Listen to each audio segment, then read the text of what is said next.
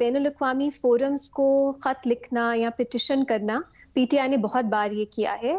इसमें क्या इश्यू है? मुझे नहीं समझ आती। हमारा जो रिएक्शन आता है रियासत की तरफ से, वो इतना इनसिक्योर क्यों आता है?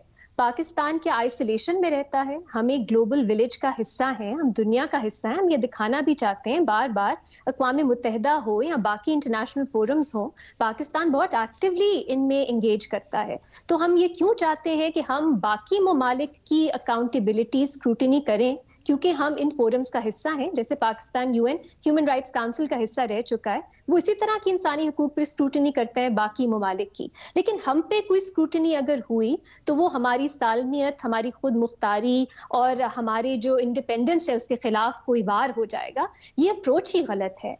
इस तरह का अगर कोई लेटर सामने आए, एक रिस्पॉन्सिबल मुल्क को, रियासत को कैसे रिस्पॉन्ड करना चाहिए? आप देखें एलिगेशंस क्या हैं। ये जो भी है, मुझे नहीं मालूम पीटीआई इसके पीछे है या नहीं, लेकिन ये जो पिटिशन है इसमें इमरान खान साहब की जो कंडीशंस हैं डिटेंशन की, उसके बारे में बात की गई है। अता तारिर साहब को रिस्पॉन्ड करना चाहिए था उन एलिगेशंस पे कि इमरान खान साहब को असल में क्या सहूलियात दी गई हैं, क्या वो जो हमारे यहाँ पे भी फेयर ट्रायल, हमारा एक फंडामेंटल राइट है जो आइन देता है, हमारे यहाँ भी बहुत सी डिटेनीज, प्रिजनर्स की फैसिलिटीज हैं, वो एक्सप्लेन करते हैं कि कैसे वो वायलेट नहीं हो रहे। इस पे जाने की क्या जरूरत थी कि पीटीआई जो है वो पाकिस्तान को अटैक कर रही है, पाकिस्तान की सालमियत के खिलाफ है? ये समझ नहीं आती बात। और पाकिस्तान में बहुत कॉमन रवैया है कि don't air your dirty laundry, कि हमारे जो घर के मसाइल हैं वो बस हम खुद ही रिजॉल्व करेंगे।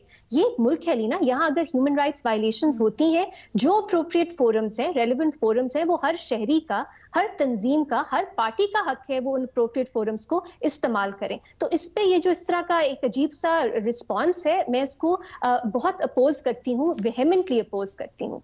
दूसरी बात आपने की आईएमएफ की, अब वो एक मुख्तलिफ चीज थी। यहाँ पे जीएसपी प्लस स्टेटस जब दिया जाता है, जो मुल्क जिसको मिलता है, उन्हें कुछ इंटरनेशनल ह्यूमन राइट्स ट्रीटीज हैं, उनको रैटिफाई करना होता है, उनको इम्प्लीमेंट करना होता है, जिसमें आईसीसीपीआर एक है। मैं ज्यादा टेक्निकल डिटेल्स में नहीं जाती। और फिर ईयू जो है वो हर 2 साल बाद रिव्यू करता है कि आपने वो कंडीशंस मीट की हैं या नहीं की।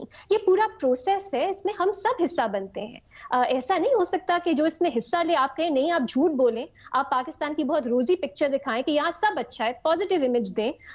ना ईयू इससे फूल होगा ना कोई और होगा। टू बी ऑनेस्ट, अगर आपने इसको बेहतर करना है, आप चाहते हैं आप जीएसपी प्लस स्टेटस रिटेन करें, तो आप इंसानी हकूक की जो सूरत हाल है मुल्क में वो बेहतर करें। सिंपल सी ये बात है। आईएमएफ एक मुख्तलिफ मामला है। क्यों? क्योंकि आईएमएफ का इंसानी हकूक या डेमोक्रेसी से कोई ताल्लुक ही नहीं है। आईएमएफ की जो गुड गवर्नेंस की वो बात करते हैं, वो इकोनॉमिक पॉलिसीज पे करते हैं। पीटीआई ने बिल्कुल गलत उनके चार्टर से और उनकी पॉलिसीज से सेक्शंस कोट करके कहा है कि वो रेलेवेंट फोरम है। और सरप्राइजिंगली अब अली जफर साहब कहते हैं उनके रिप्लाई के बाद कि हमारा मकसद तो था आगाही क्रिएट करना, हमें पता था कोई रिस्पॉन्स नहीं आएगा।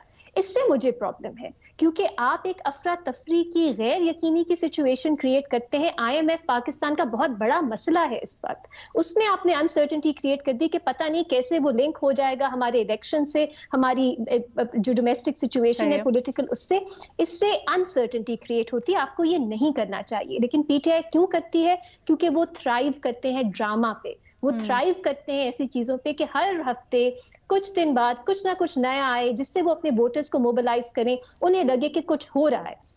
इसी तरह हमाद अजहर साहब ने भी एक ट्वीट की थी कि हम इंटरनेशनल कोर्ट्स जाएंगे, इंटरनेशनल कोर्ट ऑफ जस्टिस या आईसीसी, इनका कोई जुरिस्डिक्शन ही नहीं बनती पाकिस्तान के जो मामलात हैं डेमोक्रेसी से रिलेटेड, इलेक्शन से रिलेटेड। लेकिन अफरा तफरी तो है ना, हम इंटरनेशनल कोर्ट्स जा रहे हैं, हम आईएमएफ को खत लिख रहे हैं। इससे मैं अपोज करती हूँ, क्योंकि ये हमारे पब्लिक इंटरेस्ट को हर्ट करता है, डैमेज करता है, और इसकी कोई फाउंडेशन नहीं है।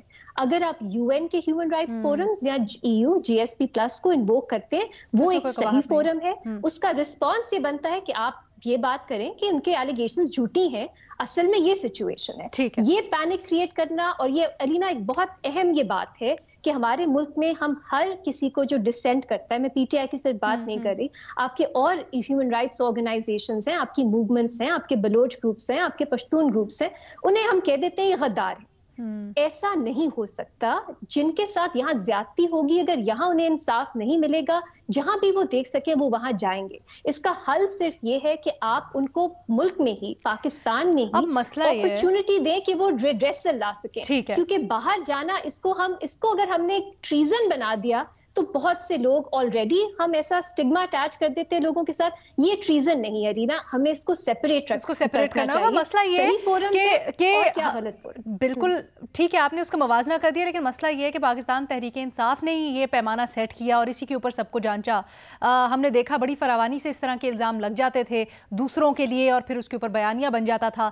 तो अब समझाना और फिर दूसरी पार्टीज को उसके ऊपर कायल करना, या उनका जब रिस्पांस इस तरह का होता है तो फिर उसके ऊपर भी सवाल बन जाता है कि क्या आप तहरीक इंसाफ को भी उसी के ऊपर जांचा जाना चाहिए। सलीम साफी साहब, छोटा सा रिस्पॉन्स। अच्छा चले कर ले। अलीना देखिए, अभी इस वक्त हम सिर्फ पीटीआई तो हमारा मयार नहीं है। हम इस वक्त नेशनल टेलीविजन पे एक डिबेट कर रहे हैं, एक डिस्कशन कर रहे हैं। उसके अंदर हम पीटीआई ने पहले माजी में क्या बयानात दिए हैं वो हमारा पैमाना या हमारा मयार नहीं है। लोग हमें सुन रहे हैं। अगर हम यहाँ पे ये मैसेज देंगे कि अगर आपने इंटरनेशनल फोरम्स को अप्रोच किया अपने ह्यूमन राइट्स वायलेशंस के सिलसिले में तो ये मुल्क के साथ गद्दारी है, ये बहुत इररिस्पॉन्सिबल मैसेज जाएगा। पीटीआई ने पहले जो किया नहीं किया, बहुत बार हम उनकी कॉन्ट्रडिक्शन, हिपोक्रेसीज की बात कर चुके हैं, लेकिन मैसेज आई थिंक हमारा क्लियर होना चाहिए। हमें अपने ग्रीवेंसेस के रिड्रेसल को नहीं बना लेना चाहिए कि वो गद्दारी है, स्पेशली जब वो फोरम ही उसी के लिए मौजूद है। अब बेहतर रिस्पॉन्स हो सकता था, और अता तारर साहब की जो प्रेस कॉन्फ्रेंस थी, मुझे वो बहुत इररिस्पॉन्सिबल लगी आज।